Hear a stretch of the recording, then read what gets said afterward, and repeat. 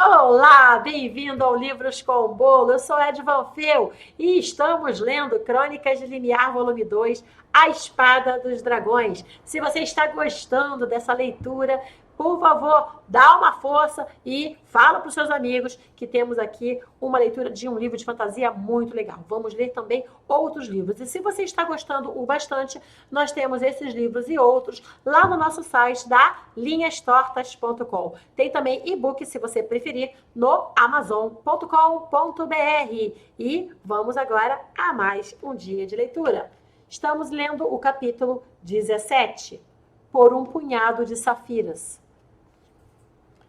Vanna pensou seriamente em pedir que Morrissey e Hawthorne não os acompanhassem, mas não o fez por uma série de motivos. Primeiro, porque seria muito deselegante. Segundo, porque poderia ferir seus sentimentos.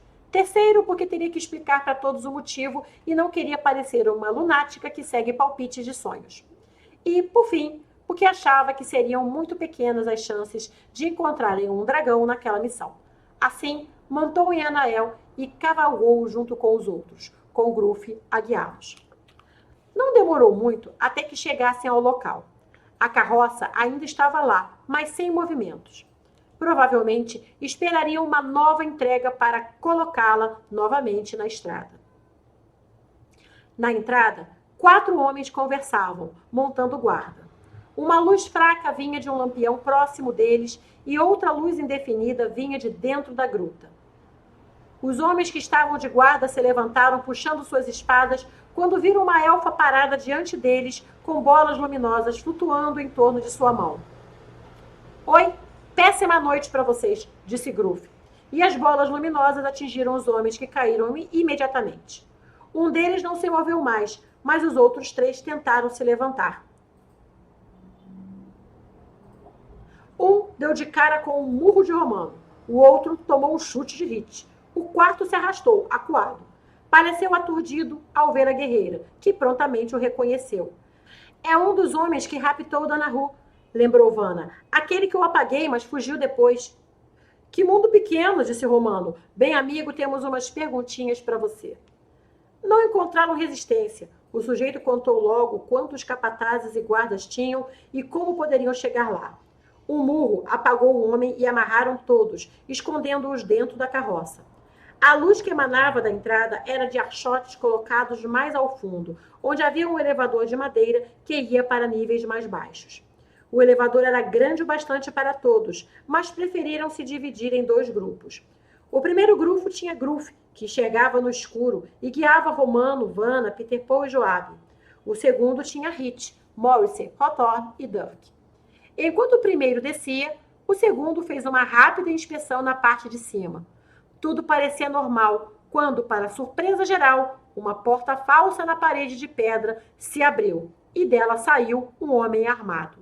Felizmente, ele se assustou tanto com os intrusos quanto o grupo se assustou com ele. Hit o atacou o mais rápido que pôde, mas não foi rápido o bastante.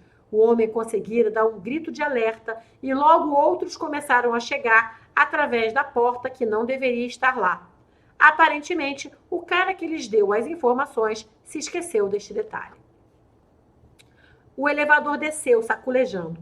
Era uma espécie de caixa de madeira presa por roldanas e engrenagens de pouca confiança, com uma alavanca numa roda denteada que a controlava, o que fazia com que Peter Paul tremesse. Tem medo de elevador? Perguntou Vanna, divertindo-se com o rapaz. Não, tenho medo de cair. O elevador não tinha porta da frente e eles viam apenas pedras maciças enquanto passavam. Eles ficaram de prontidão. Só tinham a surpresa ao seu favor. Fiquem calmos, disse Romano. Segundo o cara lá de cima, devem ter uns 3 capatazes aqui embaixo. Daremos conta fácil. Assim que a massa de pedra acabou, puderam ver uma centena de elfos trabalhando maltrapilhos com grilhões nas mãos e pés. A visão durou alguns instantes, pois 6 homens enormes se colocaram diante deles e atacaram sem hesitar com martelos, machados e foices. Vanna empurrou Joab, que quase levou uma foice no peito. Gruff saiu rapidamente, dando uma cambalhota e puxando sua espada. Parece que nosso amigo lá de cima mentiu um pouquinho, disse Vanna, evitando golpes de um machado com sua espada. Romano derrubou um homem que usava um martelo excepcionalmente grande e o desacordou com o cabo da espada. Teve então tempo de olhar em volta. O lugar era muito escuro, não podiam ver muito mais do que sombras, mas mesmo nas sombras ele podia discernir movimentos bruscos. Gruf chamou ele, pedindo uma segunda opinião. A elfa olhou e viu mais do que sombras. Viu seres esguios de olhos vermelhos, saindo das paredes e voando na direção deles. Que diabo é isso? Gritou ela. Estão vindo umas coisas escuras nos atacar. Enquanto chegavam, os capatazes ainda davam trabalho.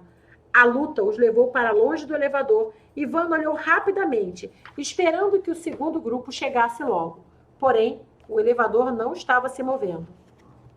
Alguns metros acima, o segundo grupo lutava contra homens armados de facões, espadas e machados. Hawthorne estava perdendo espaço, empurrado por um homem com o dobro de seu tamanho, que usava uma espada igualmente grande. Com certo pânico, viu sua própria espada voar de sua mão e achou que este seria o fim. Seu oponente ergueu a espada, tapando a pouca luz do local e simplesmente parou. Caiu pesadamente para frente. Viu Hit logo atrás, o suor escorrendo pelo rosto. Hit pegou a espada que tinha caído ao seu lado e a jogou para o Hawthorne. Te devo uma bebida, disse ele ao segurar a espada no ar. Uma bebida? Você me deve uma rodada inteira, riu Hit. Numa rápida olhada, perceberam que estavam em minoria. Eram 7 homens com um único destino: matar os 4 invasores. 2 já haviam caído, mas 5 cercavam Morrissey e Dirk. Pro chão! Morrissey tirou uma pedra do bolso do colete e a jogou no chão com força. Imediatamente um estouro se fez e fumaça encheu o local. Morrissey empurrou Dirk para a porta de onde os outros tinham saído, gritando por Hawthorne, que já tinha entendido o plano, e puxou Hit com ele. Assim que entraram e fecharam a porta, os homens se jogaram contra ela, quase abrindo-a. O que era aquilo? Perguntou Hit. Uma bomba de fumaça usada nos teatros por aqui, explicou Morrissey, segurando a porta junto com Dirk. As pancadas continuavam, cada vez mais fortes, fazendo a porta tremer. São maiores, mais fortes e em maior número, disse Hawthorne. Precisamos de um milagre. Dirk, acho que esse departamento é seu. O loiro olhou em volta e, surpreendentemente, achou seu milagre. Acho que temos uns 40 milagres aqui, disse, indo de encontro aos elfos que estavam acorrentados em mesas de lapidação. Preciso de ajuda aqui. Hawthorne correu para ajudá-lo, deixando a porta para Morrissey e Hit. Com rapidez, partiram os grilhões dos pés e mãos dos prisioneiros, priorizando os mais fortes em condições de luta. Alguns estavam fracos, famintos, e estes foram ficando por último, porque aquela porta viria abaixo a qualquer momento, e quando isso acontecesse, precisariam de elfos armados e furiosos. Quando os homens entraram, Hit e Morrissey os receberam com suas espadas. Eles deram alguns passos para a frente, e então viram os elfos se erguendo de seus lugares com pedaços de madeira retirados das mesas em que trabalhavam. Os homens hesitaram. Quando um deles saiu correndo, Dirk fechou a porta, impedindo sua saída. Sugiro que soltem suas armas, disse ele, de espada em riste.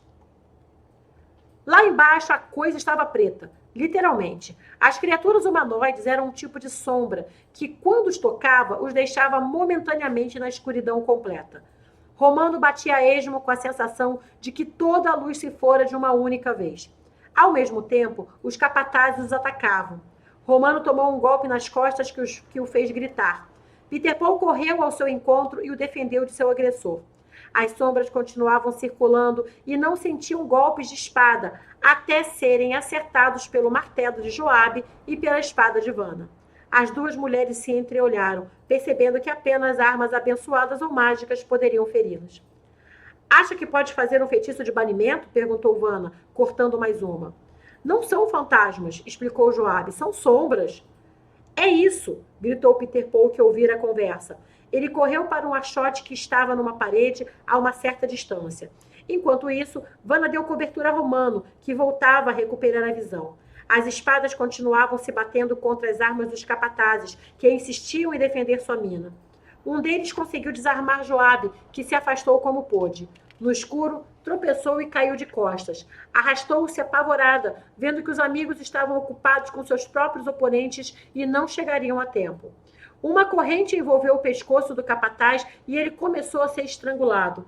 Joabe não conseguia ver por quem, até que ele começou a cair, pois, mesmo se debatendo, não conseguiu se livrar do seu opressor.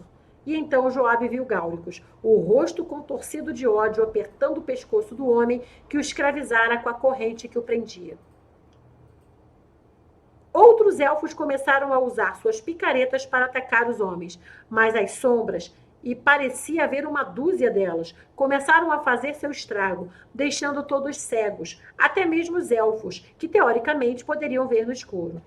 O caos começou a se instalar e 5 dos capatazes aproveitaram a desvantagem dos inimigos para atacarem.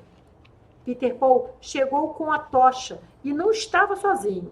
Vários elfos o acompanhavam, usando pedaços de roupa envolvidos em picaretas e pás.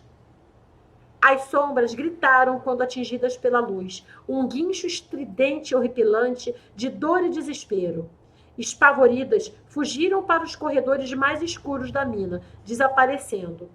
Com a visão recuperada, Wanda, Joabe, Romano e Peter Paul voltaram suas atenções para os capatazes. A luta foi breve, pois em poucos minutos os homens foram desarmados e desacordados. Gáuricos apareceu ao lado deles, o rosto duro e os olhos verdes fincados neles como adagas. Joabe procurou nos homens desacordados pelo molho de chaves e logo o achou. Pegou a chave e libertou Gáuricos de seus grilhões. Obrigada, disse ela sem desviar dos olhos dele, por mais desconfortáveis que parecessem.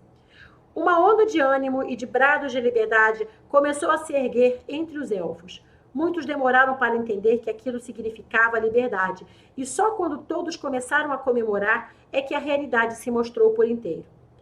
Gáuricos olhou para o pequeno grupo de resgate. Eu que agradeço, respondeu, dando a mão para Joabe e a seguir para os outros. Quando saíram da caverna, foram seguidos por quase 100 elfos. O negro da noite já tinha se despedido e se transformado em um cinza que anunciava a madrugada. Os homens foram presos amontoados na carroça que usavam para fazer o transporte de escravos. Alguns estavam feridos, mas aparentemente nenhum mortalmente. Usando suas últimas energias para a magia, Gruf voou para a cidade e chamou a guarda. Poucas horas depois, quando o dia já estava claro, a gruta estava cercada de homens de uniforme da Guarda Real. Aquela era uma mina de safiras e, como tinha sido explorada de maneira ilegal pelo dono daquelas terras, agora pertenceria ao rei de Servântia. Por se recusar a dar uma parte para o rei, algum duque perderia muito mais do que poderia imaginar. Além da própria mina, provavelmente perderia o título de nobreza. Dificilmente iria para a prisão, diferente dos capangas contratados, que certamente amargariam um bom tempo de trabalhos forçados em Minas.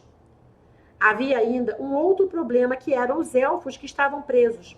Muitos precisavam de cuidados médicos, coisa que Joabe e Dirk prontamente se prontificaram a fazer. Muitos tinham apanhado feio, justamente por tentarem se rebelar. Outros estavam há várias semanas sem ver a luz do sol e sem se alimentarem direito, trabalhando por mais horas do que um corpo pode aguentar. O capitão da guarda mandou vir carroças que levariam os elfos até a igreja, onde receberiam os cuidados. Só isso? Perguntou Gruf. O capitão era um homem de meia idade com o bigode cuidadosamente feito. Ele a olhou sem entender. Essa gente perdeu tudo. E o que quer que façamos? Perguntou o capitão. Sei lá, respondeu Gruf. Talvez possa lhes dar alguma coisa para pelo menos retornarem para casa. Lamento, esta decisão não é minha. E assim, os elfos foram sendo colocados em carroças e encaminhados para a cidade. Vanna se aproximou do grupo e falou, a boca miúda. Por favor, deixem que o meu povo ao menos agradeça aos seus salvadores. O capitão olhou e viu que o pedido vinha de um elfo de porte que certamente era nobre ou tinha boas conexões. Além do mais, não viu problemas em permitir uma manifestação de agradecimento. Anuiu com a cabeça, e Gáuricos começou a mandar os elfos agradecerem ao grupo. Foram em grandes grupos, cada qual segurando nas mãos dos guerreiros e clérigos que lhes retribuíam com bênçãos, desejos de sorte e fortuna e um punhado de safiras, lapidadas ou brutas, que lhes eram passadas discretamente. E assim, os elfos foram embora, um pouco traumatizados, é certo, mas pelo menos mais ricos do que quando chegaram. Muito obrigada e até o próximo capítulo.